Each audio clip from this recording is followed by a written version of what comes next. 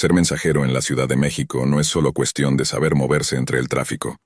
Es entender que cualquier turno puede terminar mal, incluso si todo parece estar en orden.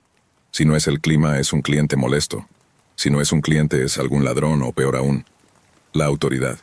Mi nombre es Iván, y aquella noche fue una que no olvidaré. Ya casi terminaba mi jornada. Me faltaban unos cuantos pesos para llegar a la cuota que me había puesto, así que decidí aceptar un último encargo. Una orden de sushi para una casa ubicada dentro de una privada en la alcaldía Benito Juárez. Pintaba bien. Esas zonas suelen dejar buenas propinas y a esas horas ya no hay tanto tráfico. Salí desde la colonia del Valle, y en poco menos de 20 minutos ya estaba frente a la entrada de la privada. Había una caseta con vigilancia, como casi siempre en esas colonias cerradas. Me detuve frente a la pluma, bajé el visor del casco y saludé al guardia. Buenas noches. Vengo a entregar un pedido para la casa número 12. El vigilante, un hombre robusto y moreno con chaleco, consultó una tableta que tenía a la mano. No me aparece nada para esa dirección, joven. ¿A nombre de quién? Revisé la aplicación. El cliente se llamaba Rodrigo. Rodrigo, si quiere le marco para confirmar. El guardia frunció el ceño como si algo no le cuadrara. Sin decir más, me pidió que esperara y se metió a la caseta. En ese momento vi por el retrovisor que una patrulla venía avanzando por la calle. Me pareció raro. Esas colonias por lo general no tienen movimiento de policías, a menos que algo grave esté ocurriendo. Antes de que pudiera hacer la llamada, el guardia regresó acompañado de 2 uniformados. «Buenas noches, joven. ¿A dónde te diriges?», preguntó uno de ellos, un tipo alto con el chaleco antibalas abierto. «A entregar un pedido oficial, a la casa número 12», respondí intentando mantener la calma. El otro, más flaco y de rostro duro, me examinó de pies a cabeza. «Bájate de la moto, por favor». Un nudo me apretó el estómago. ¿Ocurre algo? Te dije que te bajes, tenemos que revisarte. El tono no admitía discusión. Apagué la moto, me quité el casco y descendí.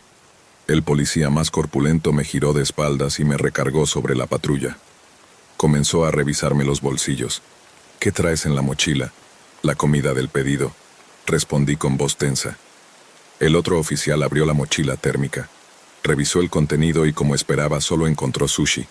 Traté de mantener la compostura, pero el ambiente era denso, sofocante.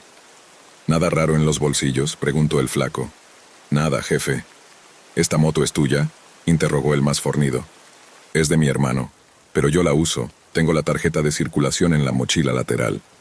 Uno de ellos la buscó y revisó los datos. «¿A nombre de quién está registrada?». «De Luis, mi hermano». Se miraron entre ellos. Luego el más grande volvió a hablarme. «A ver, compa, vamos a hacerlo fácil. ¿Dónde estabas hace rato?». Tragué saliva. «En la colonia del Valle, entregando un pedido». «¿Y puedes comprobarlo?». Mi cabeza comenzó a correr en círculos. Algo no iba bien. Algo estaba mal. Muy mal. ¿Me pueden decir qué está pasando?».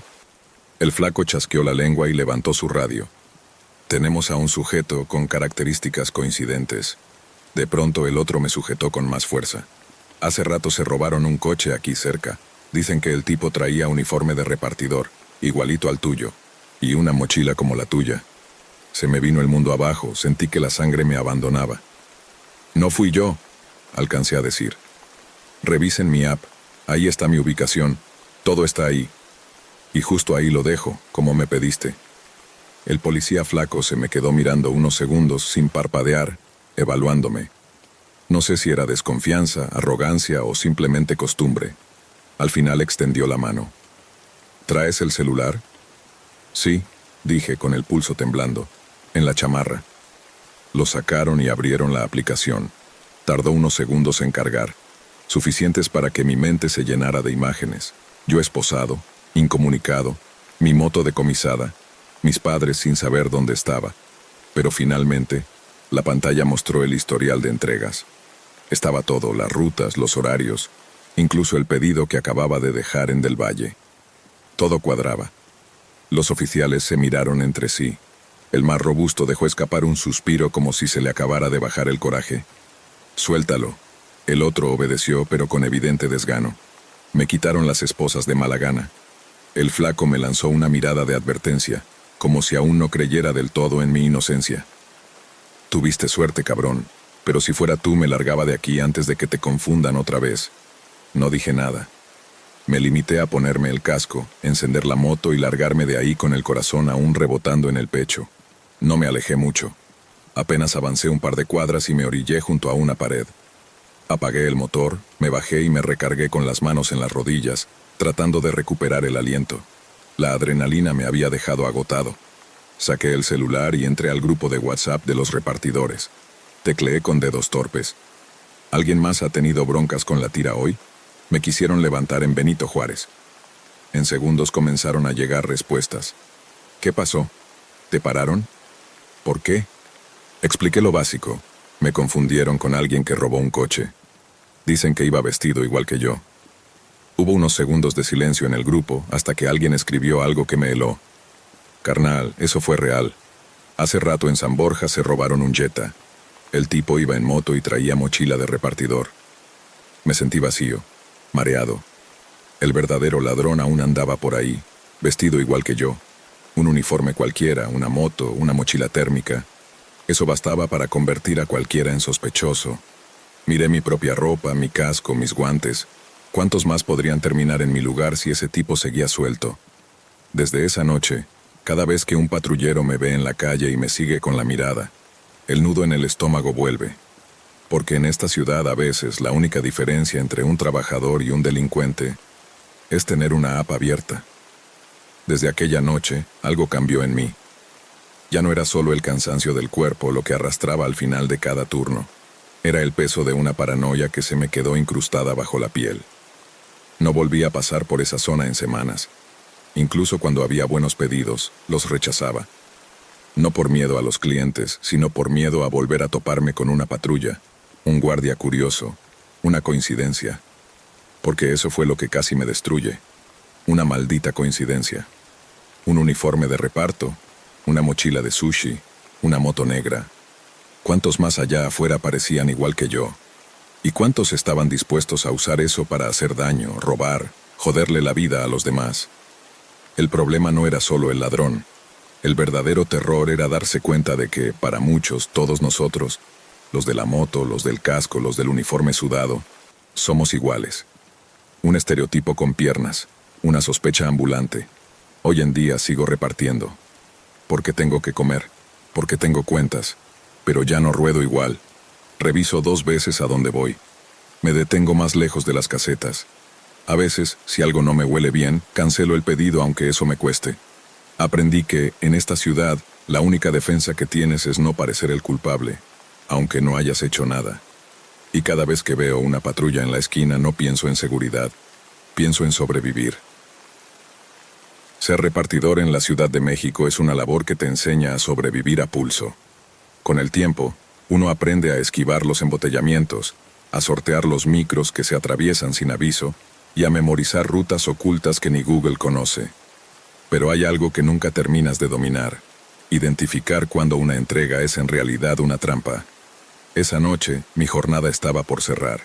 Me faltaba poco para completar el ingreso del día, así que acepté un último encargo: una hamburguesa sencilla con papas y refresco. Nada del otro mundo, salvo por un detalle: la dirección. La notificación marcaba una calle en la colonia Obrador, una zona que yo conocía bien, y no precisamente por ser residencial, puro taller, almacén y mecánica pesada. No había viviendas por ahí, ni por asomo. Revisé 2 veces el número.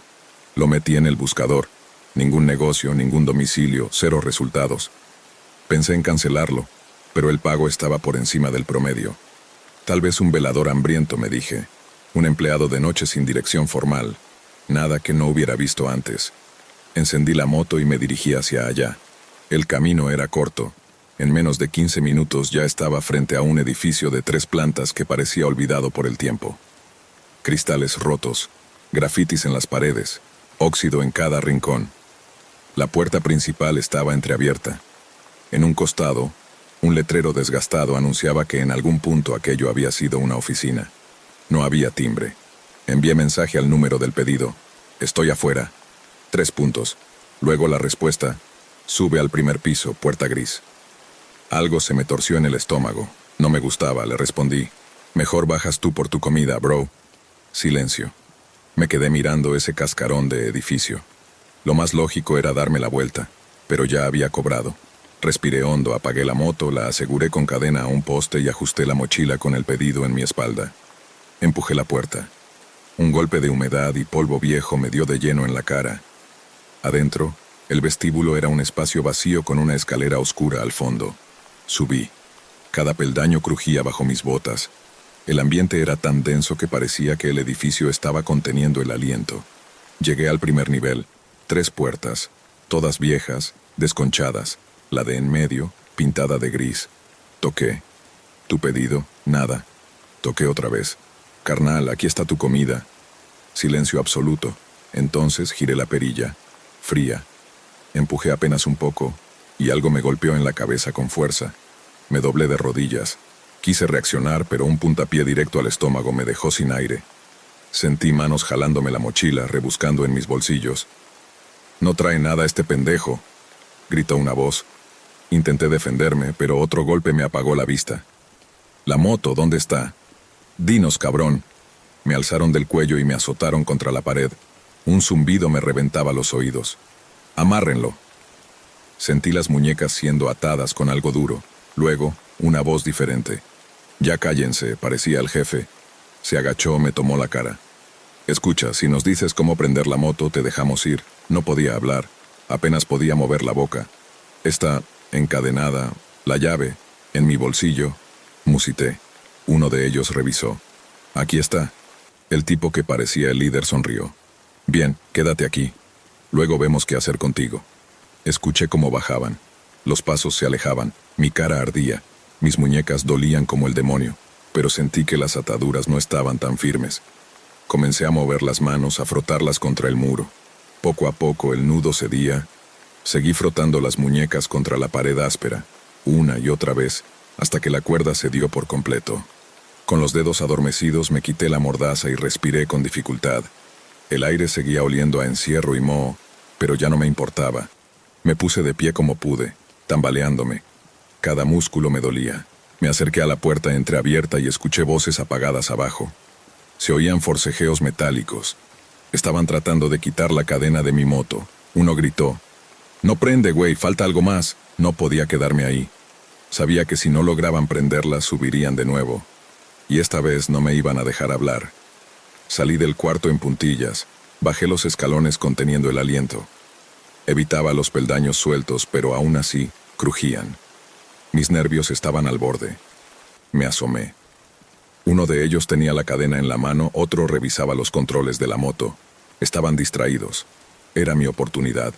Corrí. No hacia ellos, sino hacia la calle, hacia la libertad. Crucé la puerta como un rayo.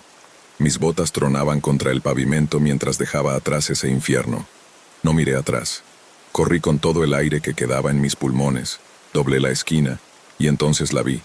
Una patrulla con las luces apagadas, estacionada frente a un local. 2 policías revisaban el interior de un coche. Me lancé hacia ellos, jadeando, con la sangre aún secándome en la cara. «¡Ayuda! Me atacaron. Me están robando la moto». Los oficiales se voltearon sorprendidos. Uno sacó la radio, el otro me sujetó por los hombros. «¿Dónde?», preguntó firme. «Un edificio viejo, 3 pisos, justo al dar la vuelta». No hubo preguntas. Subieron a la patrulla y arrancaron de inmediato. Yo corrí detrás de ellos, aunque mis piernas apenas respondían. Llegamos. La puerta del edificio seguía abierta. La patrulla se detuvo de golpe, las torretas encendidas como relámpagos. Los policías bajaron, pistola en mano. «¡Al suelo, cabrones!», gritó uno. «¡Manos donde las veamos!». Escuché gritos, golpes, maldiciones. Y luego, silencio. Uno de los oficiales salió primero, respirando agitado pero tranquilo. Se me acercó con el rostro serio, aunque en su mirada había algo de alivio. «Tu moto está bien, los tenemos». Asentí sin poder decir palabra. Detrás de él, los otros agentes arrastraban a 2 tipos esposados, con la cara contra el suelo y sangre en la boca. Uno seguía gritándole al otro que la culpa era suya por no revisar bien la cadena. «¿Quieres levantar cargos?», me preguntó el agente que me acompañaba. Me llevé la mano a la mejilla hinchada. Sentí el ardor en las costillas, el sabor metálico en la boca. No contesté de inmediato. Solo miraba a esos sujetos que me habían golpeado sin dudar. como si fuera un bulto más, un obstáculo en su intento de robo. Sí, dije finalmente. Me llevaron a la delegación. Me ofrecieron agua, una bolsa con hielo y un bolillo para el susto, como le dicen. Estuve varias horas ahí dando mi declaración. Me tomaron fotos, me hicieron preguntas y finalmente me dejaron salir. Ya de madrugada fui a recuperar mi moto. Estaba en la parte trasera de la patrulla, tal como la había dejado, con la cadena intacta. La encendí. El motor rugió como si también hubiera aguantado una paliza. Uno de los oficiales me dio un par de palmadas en el hombro. Cuídate, chavo, y la próxima, si ves algo raro, mejor cancela. Asentí. No tenía energía para bromear. Encendí las luces, giré el acelerador y me alejé sin mirar atrás. Desde entonces nunca más acepté pedidos en zonas solitarias, ni en direcciones que no aparecieran en el mapa ni con pagos demasiado buenos para ser verdad. Y cada vez que paso cerca de esa calle, acelero, porque ese lugar, esa trampa disfrazada de entrega, me enseñó que a veces la ciudad no solo quiere robarte el celular o la moto, a veces quiere llevarse tu vida. Trabajar como repartidor en una ciudad fronteriza no es como hacerlo en cualquier otro lado. Aquí, no solo lidias con el calor agobiante, los embotellamientos y los clientes insoportables. Aquí el riesgo es doble. En cualquier momento te pueden quitar el celular a punta de pistola. O peor, podrías verte atrapado en una situación donde estar en el sitio equivocado, a la hora equivocada, te puede costar la vida. Esa noche me tocó la segunda. Ya era tarde cuando recibí la notificación de un nuevo pedido. El destino, un motel a las afueras, de esos que ves desde la carretera con anuncios viejos de neón, parpadeando entre rojo y azul, con fama más bien turbia. Lo primero que me saltó fue la nota del pedido.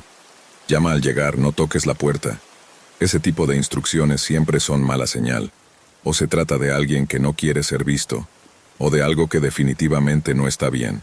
Aún así, el pago era elevado, y en esta ciudad, cuando algo paga demasiado, casi siempre hay una razón peligrosa detrás. Confirmé. Recogí el pedido en una taquería que quedaba a unos minutos y arranqué. Mientras avanzaba por la avenida principal, el viento caliente de la noche me golpeaba en el rostro. Aquí el calor se pega a la piel como si no existiera el anochecer. Tomé la salida hacia la carretera y el bullicio fue desapareciendo. Ya no había semáforos ni peatones, solo trailers de paso, gasolineras cerradas y cerros lejanos envueltos en sombra. Tras varios kilómetros lo encontré. El letrero medio fundido anunciaba Refugio Inn, nombre irónico, considerando el aspecto del lugar. Un edificio de 2 pisos, paredes sucias con pintura deslavada, estacionamiento de tierra suelta y basura en las orillas. A un lado una tienda medio cerrada, al otro un lote oscuro. No había nadie afuera. Me estacioné cerca de la entrada. Saqué el celular, marqué al número que venía en el pedido. Un tono, 2, hasta que contestaron. ¿Quién es? Traigo su comida. Silencio. ¿En qué vienes? Moto. Otro silencio. Pasa al cuarto 14. Y colgó. Mi estómago se apretó. Todo en mi interior me decía que diera la vuelta y me largara, pero avancé. Caminé hacia los cuartos, todos iguales.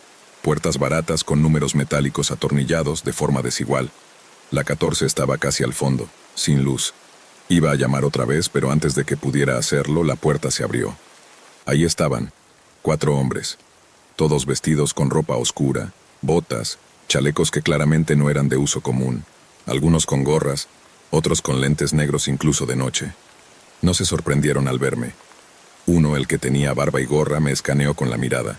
¿Tú quién chingados eres? La voz se me quedó atorada. El repartidor, alcancé a decir levantando la bolsa. El más alto, con lentes, sacó un celular y lo revisó. Este no es el número. El ambiente se volvió pesado. Uno cerró la puerta tras de mí.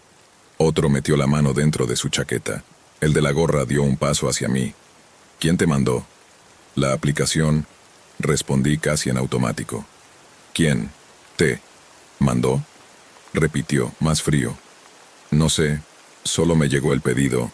Entonces el de lentes volteó hacia la mesa dentro del cuarto. Ahí había varios celulares, rollos de billetes y una bolsa con un polvo blanco que no necesitaba etiqueta. Fue ahí cuando todo encajó. Ese pedido no tenía nada que ver con comida. Uno se acercó y me revisó. Me sacaron todo. Cartera, llaves, el casco. Nada raro, dijo el que lo inspeccionó. El de la gorra me sostuvo la mirada. ¿Eres placa? Sentí que el mundo se detenía. Si decía que no, no me iban a creer. Si decía que sí, me iban a desaparecer ahí mismo. ¿Solo soy repartidor? No sé nada, no vi nada. El de lentes chequeó mi teléfono. No hay llamadas, ni mensajes. No es él, dijo el de la gorra. Silencio. Entonces, el que tenía la mano en la chamarra, el más fornido, habló por primera vez. Mátalo. El corazón me dio un vuelco. Sentí como si se me hundiera el pecho. No era una amenaza, no era una advertencia, era una orden directa. Pero el de la gorra levantó la mano. Number el fornido lo miró confundido, como si estuviera esperando una razón. No sabe nada, insistió el de la gorra. No nos metamos en broncas innecesarias. El silencio se alargó demasiado. Los demás se miraban entre ellos como si esperaran una segunda instrucción, un cambio de parecer, una confirmación. Y yo ahí, con el cuerpo temblando, esperando escuchar el sonido de una pistola cargándose detrás de mí. El fornido apretó los labios, luego suspiró por la nariz, como resignado. Como digas. El de la gorra se giró hacia mí, serio, directo. Te vas, ya. No dudé ni un segundo. Me moví hacia la puerta sin voltear con la bolsa de tacos todavía en la mano como si eso me protegiera. La abrí cuando escuché otra vez su voz. Espera. Me congelé. Volteé apenas, sin mover la cabeza. Olvídate de este lugar, dijo él. No regresas, no preguntas, no hablas. Asentí de inmediato, con el corazón golpeándome las costillas como si quisiera salir corriendo por su cuenta. Vete. Salí. No caminé, corrí. Me subí a la moto, las manos apenas respondiéndome, temblorosas, casi sin poder insertar la llave. La encendí y salí disparado de ese estacionamiento, la grava suelta haciendo que las llantas patinaran. No miré atrás. No quise ver si alguien salía, si me seguían, si cambiaban de opinión. Solo cuando vi las primeras luces del centro y sentí la presencia de otros autos y personas, el cuerpo me permitió respirar de nuevo. Me orillé en una calle transitada, bien iluminada, apagué el motor y me quedé sentado con la vista fija en el pavimento, escuchando mi propio pulso en los oídos. Pensé en denunciarlo. ¿Pero a quién? ¿Y cómo iba a explicar lo que pasó? Fui a entregar tacos y casi me matan por error en una operación narca. Nadie iba a hacer nada. Encendí el celular y borré el historial del pedido. Luego entré a la app y desactivé la opción de entregas en moteles. Ya no iba a arriesgarme por un par de billetes extra. No regresé a casa. Estuve horas dando vueltas por la ciudad sin rumbo, esperando que el amanecer borrara la sombra de esa noche. Pero aún con el cielo aclarando y el sol asomando detrás de los edificios, no pude quitarme de encima la sensación de que alguien me estaba observando. Como si en algún lugar, tal vez desde ese mismo cuarto, alguien aún me tuviera en la mira. Solo por si acaso. Y desde entonces, cada vez que entrego algo y no puedo ver quién está del otro lado de la puerta, el miedo regresa. Ser repartidor no es para cualquiera. Desde que te subes a la bici con la caja térmica a cuestas, sabes que no solo vas a pelear con el tráfico y el clima. También vas a tener que esquivar coches que se te cierran, peatones distraídos, motociclistas imprudentes y, lo peor, los clientes. Algunos no te abren la puerta, otros te quieren pagar con billetes rotos, y hay quienes ni siquiera tienen intención de pagar. Esa noche, Dante ya estaba por terminar su jornada. Eran casi las 11 cuando aceptó un último servicio. Estaba agotado, pero la propina parecía buena. Hamburguesa, papas y soda. El pedido venía desde una colonia al este de la ciudad. No era la más tranquila, pero tampoco la peor. La app marcaba media hora para la entrega. En su cabeza supo de inmediato que no llegaría a tiempo. El tráfico a esa hora era una locura, y el local tardó más de la cuenta en tener lista la comida. Entre el retraso y la vuelta complicada, Dante llegó casi el doble de tarde. El edificio era viejo, de esos con muros llenos de grafitis y puertas que chirrían al abrirse. Tocó el timbre del departamento que indicaba la app. Nadie contestó. Esperó un minuto. Insistió de nuevo. Nada. Entonces sacó su teléfono para llamar, pero justo al marcar, la puerta se abrió de golpe. Del umbral salió un hombre de complexión pesada, unos 40 y pico años. con camiseta sin mangas, bermudas anchas y un tatuaje borroso en el cuello. Lo miró con mala cara, como si le hubiera arruinado el sueño. «¿Qué tranza?», gruñó. «Buenas noches, aquí está su orden», dijo Dante estirando la bolsa, pero el tipo no la recibió. Lo observó de arriba abajo con esa mirada que mezcla desconfianza y desprecio. «Te tardaste un chingo. Lo siento, el tráfico y el restaurante se... No me importa. Esta madre tenía que llegar hace rato. ¿Cuánto tiempo pasó?». Dante dudó. No supo qué decir. «No voy a pagar por eso», sentenció el hombre de forma seca.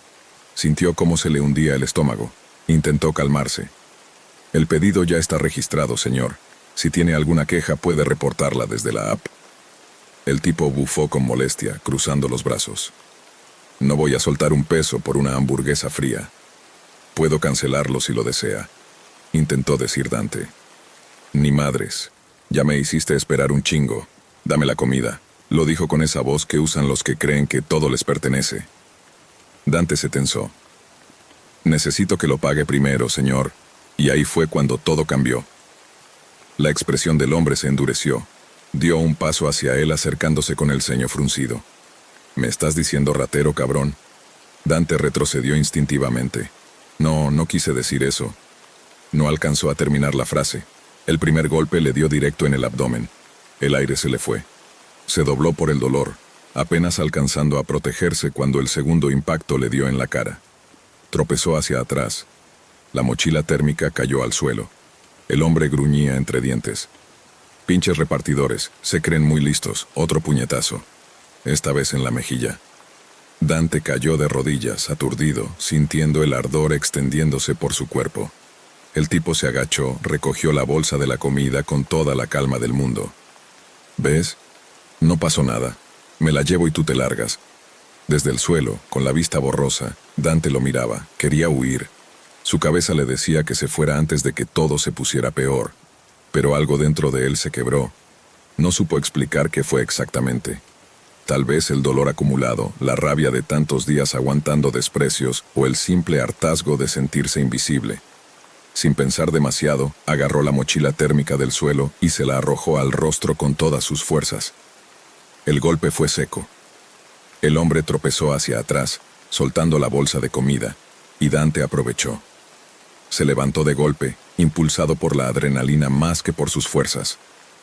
El agresor escupió al suelo y lo miró con furia. «Te pasaste de lanza, pendejo», gruñó. Se lanzó otra vez contra él. Dante esquivó el primer golpe, pero el segundo le alcanzó el hombro. No tuvo tiempo para recuperarse. El tipo lo tomó de la chamarra, lo estrelló contra la pared del edificio. Sentía el concreto frío en la espalda, el aire saliéndole de los pulmones. Desesperado, le metió un rodillazo al abdomen. El tipo aflojó por un instante. Fue suficiente. Dante bajó la cabeza y le dio un golpe directo con la frente a la nariz. Sintió un crujido y luego un grito. El tipo se llevó las manos al rostro, tambaleando, sangrando por la nariz. Sin esperar un segundo más, Dante corrió. No miró atrás. No le importó la bicicleta. No le importó la mochila. Solo corría. Escuchaba los gritos furiosos detrás de él. «Hijo de tu madre, te voy a encontrar». Sus piernas ardían, pero no se detuvo. Alcanzó la esquina y vio a un señor mayor en la puerta de un edificio. Tenía un teléfono en la mano y lo miraba con preocupación. «¿Qué pasó, joven?». Dante no tenía aliento para responder. Estaba temblando. «Ya llamé a una patrulla», dijo el hombre como si leyera en su rostro todo lo que acababa de vivir. Dante asintió. Se recargó contra la pared, intentando controlar el temblor de sus manos. Sentía las pulsaciones en el cuello, en la cara, en los nudillos. Todo le dolía, pero estaba de pie, estaba vivo. Poco después llegaron las luces azules. Una patrulla se detuvo y uno de los oficiales bajó. «¿Es usted el que pidió ayuda?». Dante asintió otra vez. Le costaba hablar. El oficial lo miró de arriba abajo, notando los moretones y el corte en el labio. Le pidieron una declaración. Le preguntaron si quería levantar cargos. Pensó en eso. En los trámites, las horas, el desgaste, en todo lo que vendría después. «Solo quiero irme a mi casa», murmuró. El policía no pareció sorprendido. Asintió despacio. Tome un taxi, no regrese solo. Dante obedeció. Subió a un coche sin decir palabra. Se fue en silencio, con la ciudad girando a su alrededor como un eco lejano. Esa noche, ya frente al espejo de su baño, vio el rostro hinchado, el ojo morado, el corte que seguía sangrando. Pero también vio algo más. No era miedo, no era rabia, era algo más profundo. Una especie de certeza. La certeza de que, si alguna vez le volvía a pasar, ya sabía qué hacer. Ya en su casa, Dante se quedó un rato en silencio frente al espejo del baño. El reflejo le devolvía la imagen de un rostro golpeado, hinchado, con un corte aún fresco en el labio. Tenía el ojo morado, el cuello raspado por el forcejeo, y el cuerpo entero le dolía como si hubiera pasado por una pelea de box. Pero más allá de las heridas físicas, lo que sentía era otra cosa. No era miedo, tampoco era odio. Era una mezcla extraña de cansancio y claridad, porque esa noche, por primera vez, no se dejó. No agachó la cabeza como otras veces, no se tragó la impotencia. Se defendió, no por venganza, sino por dignidad, porque entendió que nadie tenía derecho a tratarlo así. Y aunque sabía que al día siguiente habría más pedidos, más tráfico, más clientes impacientes, también sabía que ya no era el mismo, que algo había cambiado, que si volvía a enfrentarse a una situación así, ya no estaría indefenso. Esa certeza no le quitó el dolor, pero le devolvió algo que hace tiempo había perdido, el respeto por sí mismo. Apagó la luz del baño, se metió en la cama sin cenar, y por primera vez en mucho tiempo, durmió con la conciencia tranquila. Ser repartidor en moto en una ciudad como esta no es solo una forma de ganarse la vida. Es una especie de entrenamiento diario para sobrevivir. Esquivar autos que no respetan los carriles, lidiar con peatones distraídos y, sobre todo, con la amenaza constante de los asaltos. Cada recorrido tiene su propio nivel de riesgo, y esa noche lo aprendí de la peor forma. Ya casi terminaba mi jornada cuando cayó una última notificación. Entrega en efectivo, buena recompensa. El destino. Un edificio moderno en la zona centro-sur, con esos acabados de vidrio espejeado y un vestíbulo que parecía sacado de una revista de arquitectura. Acepté sin pensar mucho. Lo único que quería era cerrar el día con algo decente en el bolsillo. Al llegar, el guardia me pidió que anotara mis datos. Hizo una llamada rápida al interior y me dejó pasar. El lobby estaba impecable, decorado con mármol y luces cálidas. 2 personas muy bien vestidas pasaron junto a mí, sin dirigir una sola mirada. Me limité a esperar el ascensor. Al subir al 8º piso, toqué la puerta. Un joven en ropa deportiva abrió sin dejar de mirar su celular. Tenía unos audífonos colgados del cuello y apenas murmuró. «¿Cuánto es?», le dije la cantidad. Sacó unos billetes arrugados de la sudadera. Me los entregó sin contarlos y cerró la puerta sin despedirse. Suspiré. Era la clase de interacción que ya ni me molestaba. Me subí al elevador con la mente puesta en llegar a casa, pero apenas crucé la puerta del edificio, algo me hizo frenar en seco. Afuera, apoyados contra un sedán oscuro que no estaba antes, había 3 tipos. Uno de ellos levantó la vista al verme y me sostuvo la mirada demasiado tiempo. Me dieron mala espina al instante. Tratando de no parecer nervioso, caminé hacia mi moto como si nada, pero el pulso me iba a 1000. Estaba a punto de subir cuando escuché un silbido detrás de mí. Bro», gritó uno. Me hice el que no oía.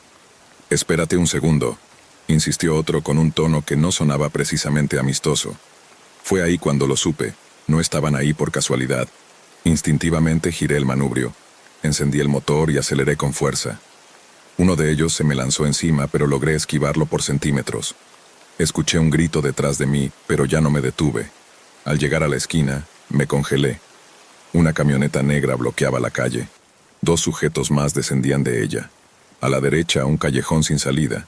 A la izquierda, la entrada del edificio. Y detrás, los primeros tipos, cada vez más cerca. No tuve tiempo de pensar.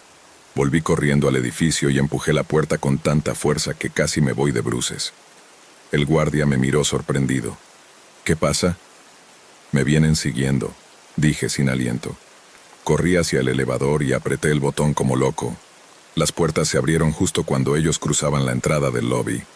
Entré de un salto y marqué el último piso. Uno de los tipos alcanzó a poner la mano entre las puertas, pero no logró evitar que se cerraran. Sentí el golpe seco en el metal. Subíamos. Mi pecho subía y bajaba como si hubiera corrido un maratón. Llamé al número de emergencia de mi centro de reparto. «Me están siguiendo», dije con voz entrecortada. «Estoy atrapado en un edificio en la zona centro-sur». «¿Cuál edificio?» Miré el panel. «Residencial Mirador. Estoy en el elevador, no puedo bajar». «Mantente en línea», me dijo la operadora. «Vamos a contactar a las autoridades». Las puertas del piso más alto se abrieron. Un pasillo silencioso, alfombra costosa, paredes decoradas con cuadros abstractos. Salí despacio. Pensé en correr por las escaleras, pero si me los encontraba de frente, no tenía margen de error. Escuché voces abajo. «¿En qué piso está?» Se me congeló la sangre. Ya sabían que yo no estaba en planta baja. Corrí por el pasillo y me escondí detrás de un carrito de limpieza, cerca de una esquina. Unos segundos después, escuché el ascensor abrirse. Pasos, voces. «Debe estar por aquí». Uno de ellos pasó tan cerca que pude ver sus zapatos a menos de 2 metros de donde yo estaba. Me contuve. No respiré. Justo en ese momento, un sonido se coló por las ventanas del pasillo. Sirenas. Primero lejanas, luego más cerca, hasta que el eco de las patrullas retumbó en el interior del edificio. Los tipos se detuvieron. Escuché uno de ellos decir con voz baja pero alarmada: «Ya valió». «Vámonos», respondió otro.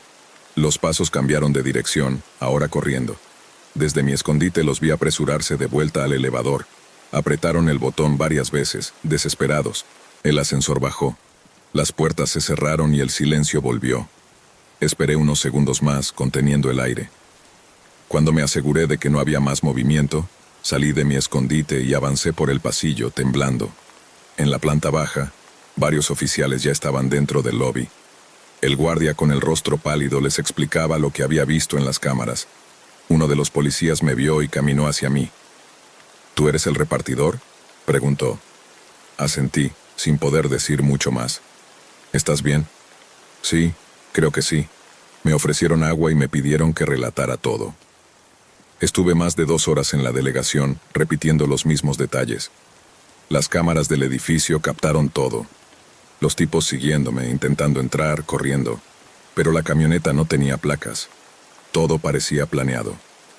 «Probablemente querían tu moto», dijo uno de los agentes. «O sabían que hacías entregas por esta zona y ya te habían fichado. Has tenido suerte de que reaccionaste a tiempo. Me dieron un consejo antes de dejarme ir. Cuando hagas entregas nocturnas, si ves algo raro, aléjate. No te esperes a comprobarlo. Mejor perder una propina que arriesgar la vida». Desde esa noche, cada vez que dejo un pedido, miro 2 veces a mi alrededor antes de volver a la moto. Si alguien me parece sospechoso, no dudo. Acelero y me voy. Porque en esta ciudad, ser repartidor no solo implica navegar el tráfico o tratar con clientes difíciles. También es sobrevivir a los que esperan en las sombras. «Siempre policías», susurré con la voz entrecortada mientras veía cómo uno de los agentes descendía del coche con el gesto tenso y la mirada escaneando el entorno. Apenas pude hablar, pero hice el intento. Con un esfuerzo que mezclaba el dolor físico con la necesidad urgente de ser entendido. Le conté lo que había pasado, cómo había aceptado un encargo desde la app, cómo la ubicación me había llevado hasta esa estación de servicio alejada, y cómo 3 desconocidos me habían rodeado para intimidarme y exigirme que les entregara la moto. Mientras hablaba, las magulladuras en mi cuerpo parecían doler más con cada palabra. Pero también sentía una extraña paz al ver que, finalmente, alguien había llegado a auxiliarme. El oficial, que se presentó como subinspector Ávila, intentó tranquilizarme mientras hablaba por radio para pedir apoyo. El sonido de una alarma, que había desconcertado a los agresores momentos antes, se convirtió en mi salvación. En cuanto percibieron la presencia inminente de patrullas, los 3 salieron corriendo, cada uno en dirección distinta. Poco después, revisando las cámaras de seguridad del sitio, se descubrió que uno de los sujetos no había llegado lejos. Quedó atrapado cerca del ingreso sin poder avanzar más. Yo, sentado en la acera con las manos temblorosas, lo vi todo. La llegada de más policías, la detención, los interrogatorios. Todo parecía suceder a gran velocidad, como si alguien hubiera presionado el botón de avance rápido en una pesadilla. El oficial Ávila me miró con seriedad, pero había en sus ojos algo más, una especie de empatía silenciosa que me hizo sentir menos solo. Mientras los demás uniformados se llevaban al sospechoso, otro agente, la oficial Mendoza, se me acercó con una manta térmica y me preguntó si podía caminar. Apenas asentí. Me subieron a una unidad para llevarme a declarar. En el trayecto hacia la estación mi mente era un torbellino de pensamientos. Lo cerca que había estado, lo absurdo que fue todo. Simplemente había tomado un pedido más, como tantos otros, sin imaginar que esa entrega me llevaría directo a una emboscada.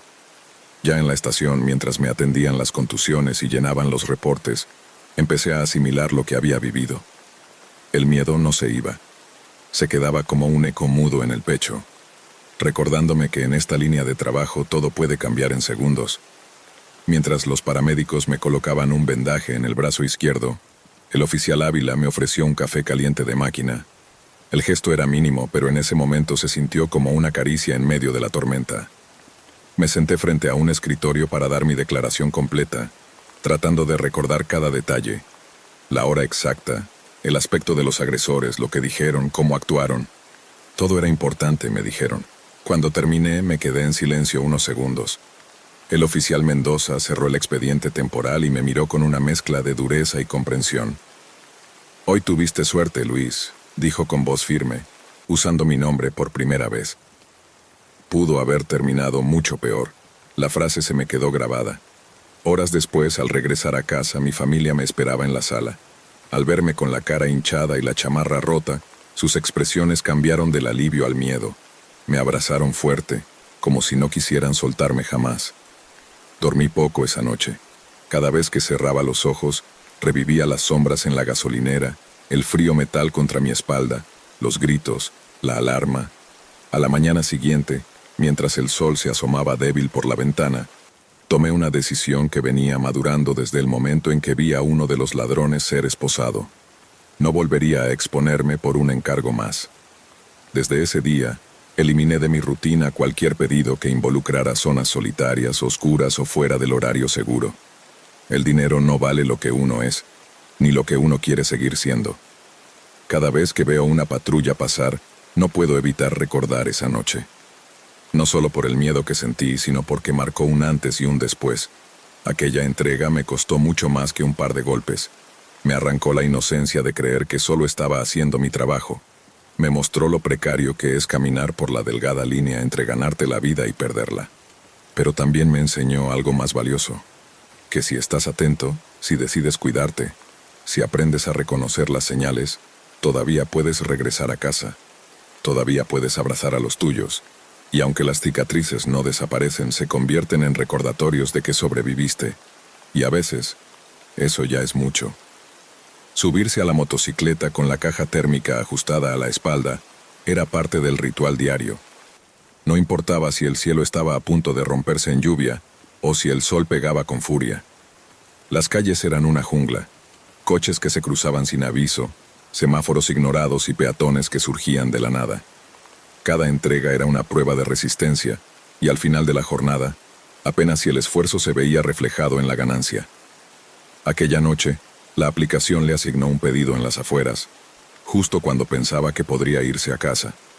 En la pantalla aparecía una dirección que, según la estimación, estaba a poco más de media hora, pero Héctor conocía bien esa zona, y sabía que el tráfico a esa hora duplicaría ese tiempo. Si no llegaba a tiempo, el cliente podría cancelar, y eso significaría irse con las manos vacías. Fue ahí donde tomó la peor decisión. Sabía de un atajo.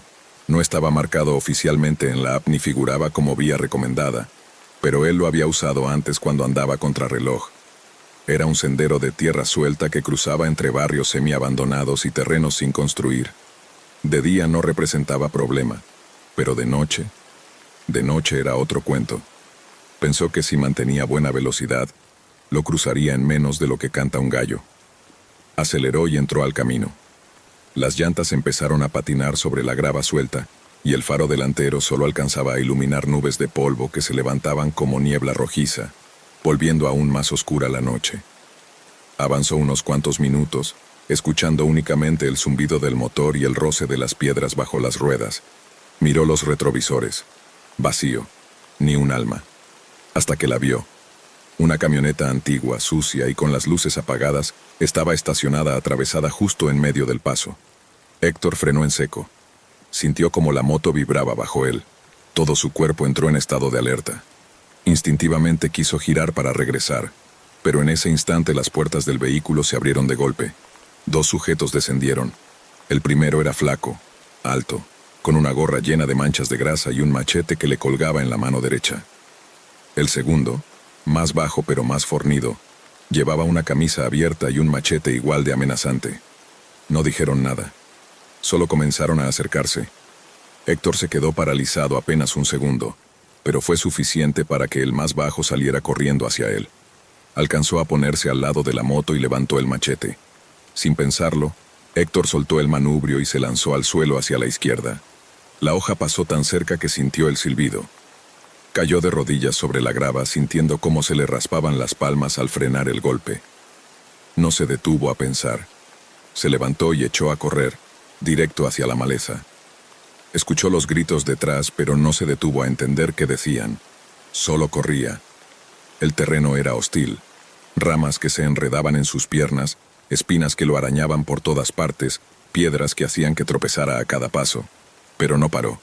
Solo sabía que tenía que alejarse, que si se detenía, no volvería a contarlo. En algún punto el monte empezó a abrirse y, a lo lejos, Héctor divisó unas luces intermitentes que se movían lentamente. Era una carretera. Sintió una chispa de esperanza. Aunque las piernas le temblaban y cada respiración era un pinchazo en el pecho, no se detuvo. Con los últimos restos de fuerza, cruzó la maleza hasta salir tambaleándose al asfalto. Se desplomó de rodillas, jadeando como si hubiera corrido con los pulmones en llamas. A lo lejos, vio los faros de un coche que se aproximaba. No supo si detenerse o seguir corriendo, pero levantó los brazos como pudo en señal de auxilio. Por suerte el vehículo frenó. El conductor, un hombre de mediana edad, bajó la ventanilla con cautela. ¿Te pasa algo, muchacho?, preguntó con una mezcla de sorpresa y desconfianza.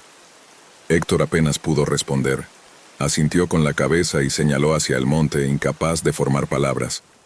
El conductor miró en esa dirección durante unos segundos como si esperara ver algo moverse entre los árboles, y luego volvió a mirarlo a él. «Súbete, rápido, no necesito escucharlo dos veces». Héctor abrió la puerta y se lanzó dentro del auto. Cerró con manos temblorosas y se dejó caer en el asiento, mientras el hombre arrancaba y se alejaban del lugar. Minutos después llegaron a una pequeña comandancia. Héctor bajó, aún en shock, y explicó lo ocurrido lo mejor que pudo. Describió a los hombres, la camioneta, el punto exacto en el que todo había comenzado. Uno de los oficiales tomó nota con cara seria y luego le preguntó: ¿Y tu moto? La dejé ahí, cuando me atacaron. El policía negó con la cabeza. Olvídate de ella, chavo. Si esos cabrones ya la agarraron, seguro ya está deshuesada o cruzando la frontera. Tenía razón. Nunca la recuperaron. Esa noche, Héctor regresó a casa en taxi con los brazos llenos de raspones y las rodillas hinchadas, pero vivo. Esa idea, estar vivo, le pareció tan absurda como milagrosa. Nunca volvió a usar atajos, nunca más aceptó entregas nocturnas, y cada vez que pasaba cerca de esa zona, aunque fuera en plena luz del día, sentía el cuerpo tenso y el sonido de un machete cortando el aire, reviviendo en su memoria. Porque algunas rutas no están hechas para cruzarse de noche, y algunas decisiones se cobran más caro de lo que nadie está dispuesto a pagar. Ser repartidor en esta ciudad no es solo una chamba, es un juego de reflejos, intuición y aguante. Nadie te lo dice cuando arrancas, pero lo aprendes con cada vuelta. Hay sectores donde los pedidos pagan bien, sí, pero no porque sean fáciles, sino porque casi nadie quiere ir. Son esos barrios donde los postes no alumbran, los perros ladran a lo que sea y si desapareces, nadie lo nota hasta que el sol vuelve a salir. La mayoría de las veces haces oídos sordos a esa incomodidad en el pecho, hasta que un día esa sensación es lo único que te salva. Eso fue exactamente lo que me ocurrió un martes por la noche. Leo ya llevaba varios viajes ese día. El trabajo no paraba, pero tampoco era suficiente. Sin sueldo base ni horarios fijos, si querías sacar algo decente, había que darle sin descanso. Pedal, acelerador o lo que fuera. Estaba por cerrar la aplicación cuando le cayó otro encargo. Combo de hamburguesa, pago en efectivo. La dirección le sonaba medio conocida, pero no estaba seguro. Aparecía ubicada por donde se instala la feria en temporada, en una colonia de esas que no tienen mala fama, pero tampoco buena. Calles parchadas, casas mal rotuladas, perros sueltos, y ni un alma a esa hora. Leo solía evitar pagos en efectivo en zonas apartadas, pero la propina sugerida era alta. Dudó unos segundos, pero el billete manda, y en esta ciudad, cuando un pedido paga más de lo normal, suele ser porque trae algo raro detrás. La taquería quedaba cerca. Recogió el paquete, lo acomodó en la mochila térmica, subió a la moto y arrancó. A esa hora ya no quedaban tiendas abiertas, solo algunos camiones llevando a los últimos que regresaban del turno nocturno. Las avenidas se volvían cada vez más silenciosas. Siguió la ruta que le marcaba el GPS. Poco a poco, la ciudad fue perdiendo forma. Menos luz, más baches, menos señales de vida. Se internó por una calle sin pavimentar, flanqueada por casas bajas, de concreto sin pintar. Algunas tenían bolsas de basura acumuladas afuera. Ninguna parecía habitable, salvo una. Una solitaria luz encendida tras una cortina sucia. Leo revisó la dirección. Coincidía. Se estacionó. A veces los clientes salían al escuchar la moto, pero esta vez nada. Tocó el claxon. Silencio. Suspiró y llamó al número que tenía registrado. Primer tono. Segundo. Al tercero contestaron. ¿Quién es? Buenas noches, traigo su pedido, dijo Leo, sin bajar de la moto. Hubo un breve silencio y luego la voz contestó. Ah, sí, pásale. Prefiero dejarlo aquí afuera, respondió Leo con firmeza. No puedo salir, pásale rápido. El dinero está dentro. Y en ese momento el estómago se le apretó. No sonaba bien, no sonaba normal, algo estaba fuera de lugar. Aquí le espero, insistió Leo. Hubo un silencio más largo del otro lado de la línea, y luego un susurro apenas audible. Madre. La llamada se cortó. Ahí fue cuando el miedo le atravesó el cuerpo como un rayo. Leo no esperó. Giró la llave de la moto con manos temblorosas y el motor rugió en medio del callejón silencioso. Pero antes de que pudiera acelerar, la puerta de la casa se abrió con un chirrido seco. Un hombre salió, alto, flaco, con la capucha de una sudadera vieja sobre la cabeza. Caminaba como si no supiera si avanzar o retroceder. Las manos entraban y salían de sus bolsillos. Su cara estaba pálida, inexpresiva.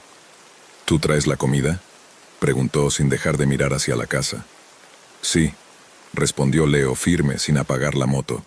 Son 120. El tipo no se movió. Volvió a mirar la puerta detrás de él. El dinero está adentro. Prefiero que me lo des aquí.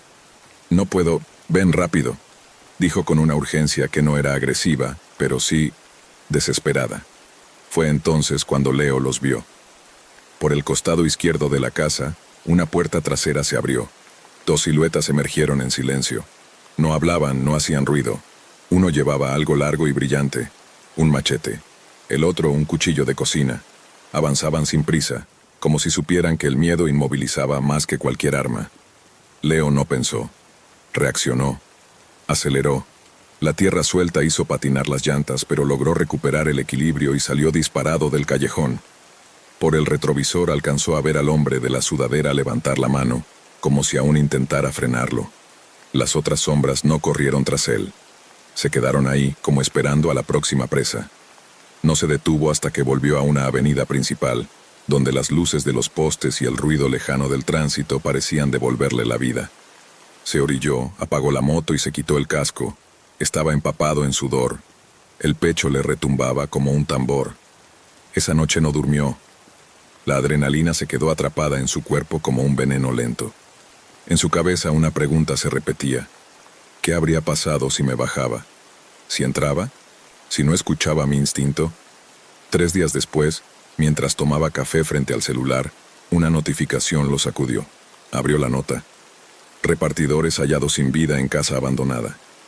El cuerpo de un joven había sido encontrado en un patio trasero. Había sido atacado con armas blancas. La dirección era la misma calle, el mismo número. Leo sintió un vacío brutal. Ese pudo haber sido él. Su rostro en esa foto, su nombre en esa nota. Si hubiera dudado un segundo más. Si la moto no hubiera arrancado. Si no hubiera escuchado esa alarma sorda que le gritaba «sal de ahí». Apagó el celular y se quedó en silencio. No sabía qué hacer con esa información. No sabía si contarla, si denunciar, si solo tratar de olvidarla. Solo sabía una cosa. Nunca más iba a ignorar su instinto. Ser repartidor en la capital no es simplemente un trabajo. Es una batalla constante contra el caos. Tráfico infernal, calles llenas de cráteres, automovilistas que te ven como estorbo y delincuentes que te marcan como blanco fácil. En las calles no hay normas fijas, solo el instinto. Ese que te indica cuándo acelerar, cuándo frenar y cuándo huir por tu vida. Esa noche aprendí que el peligro no siempre se esconde tras un pasamontañas ni carga armas visibles. A veces se viste con uniformes sin identificación, y si no lo detectas a tiempo puede que no regreses a casa. Ya casi era medianoche. Había sido un turno pesado y estaba a punto de cerrar sesión en la aplicación cuando sonó una última notificación. Un pedido con pago en efectivo en una colonia del norte. El monto era alto. Por lo general rechazo pagos así. Muchas veces resultan en billetes falsos o clientes que se desaparecen. Pero la dirección estaba sobre una avenida principal, bien alumbrada y transitada.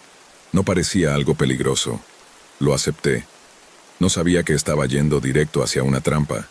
Salí del restaurante con la mochila llena y tomé rumbo. A esa hora la ciudad estaba más tranquila. El tránsito reducido, el aire menos denso.